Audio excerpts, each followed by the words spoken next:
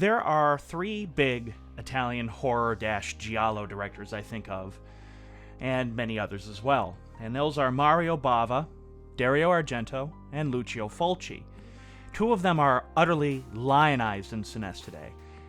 The other made hot garbage.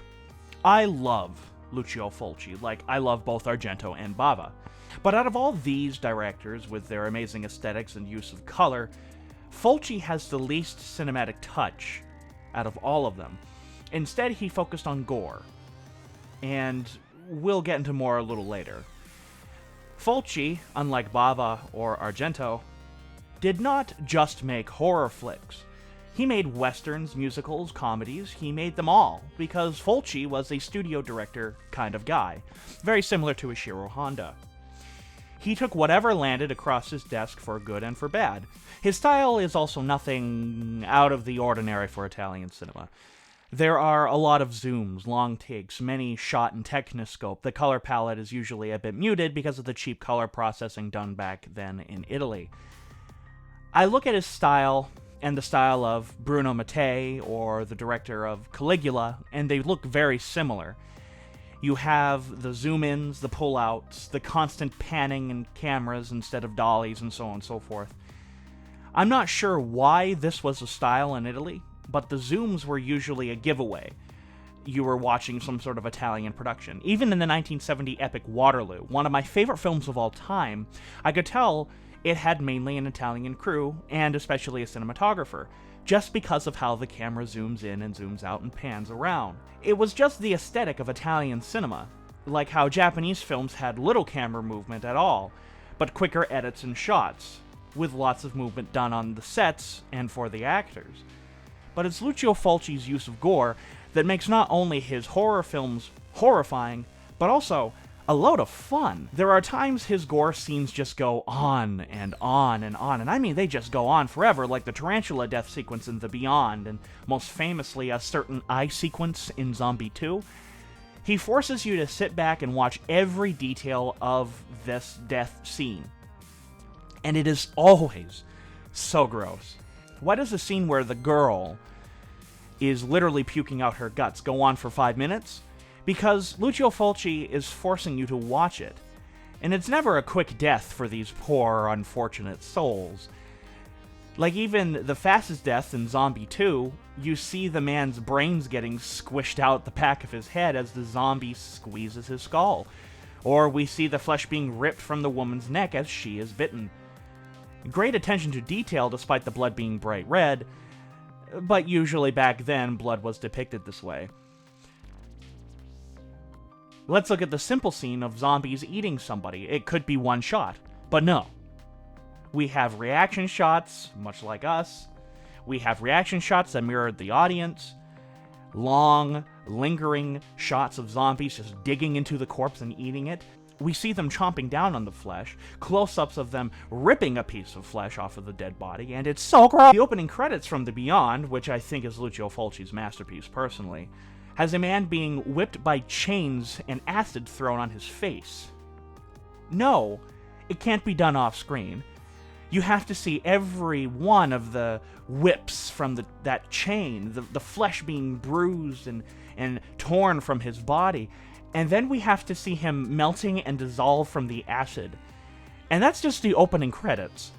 You know you're in for a good ride from that point forward. Lucio Fulci certainly catches your attention within that opening sequence.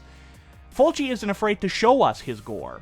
Look at the original Alien, where we'd see the alien for a moment, then a scream, then it cuts away. And I'm not dissing the original Alien by Ridley Scott. I think that's another masterpiece. But compare that to a Fulci film, and Fulci absolutely wouldn't do that. What Fulci would have done if he made Alien, let that sink in for a little bit, is show the person being killed and the alien in full force and never cut away. He'd make us watch a man getting torn to shreds and make us hear his screams and force us to witness utter carnage. Because isn't that what we paid for? We watch most of these horror flicks to see people being killed. I do.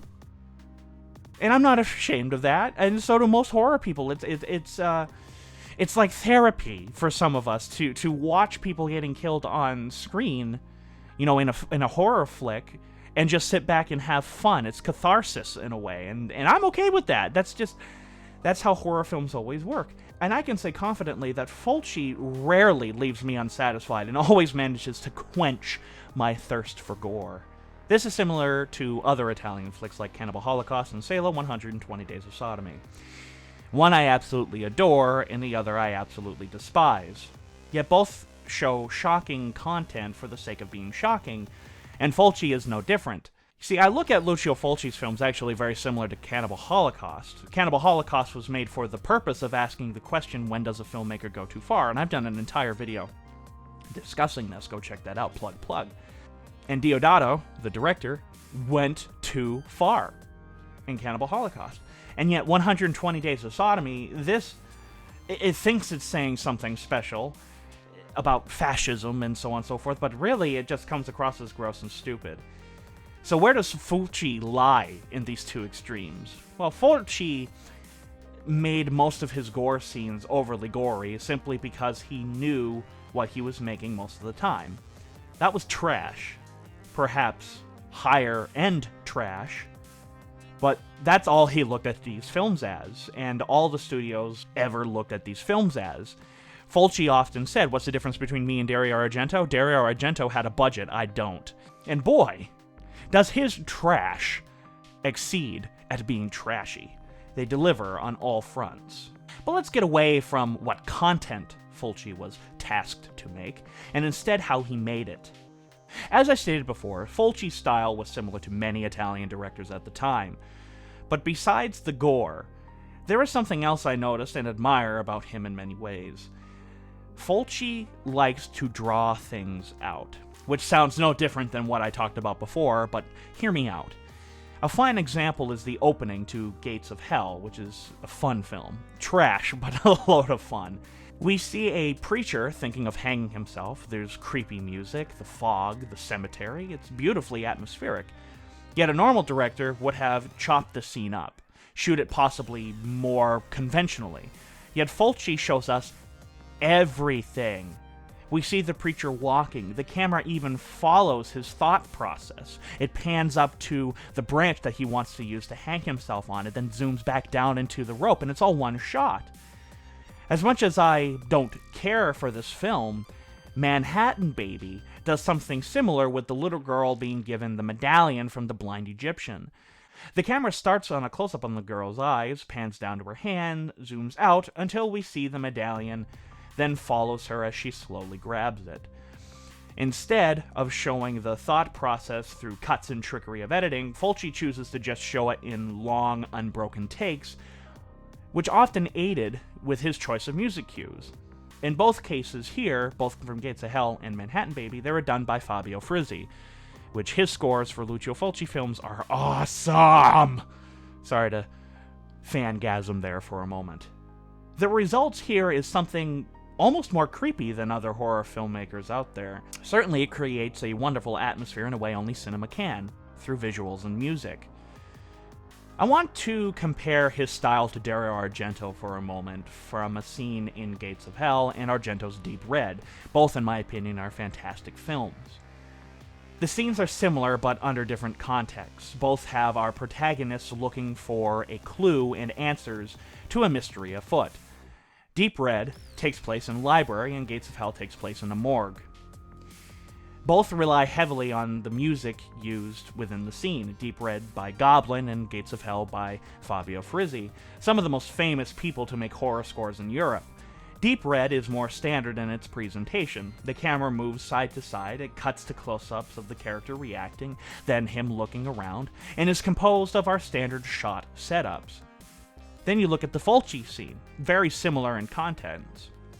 Fulci has everything in one shot, starting with a close-up on the characters entering the morgue, then it zooms out as they get closer, and then the dolly tracks with them before they walk off screen, not finding their answer. It never cuts. It forces us to watch every moment. Both ways are fine, and both ways effectively do their job.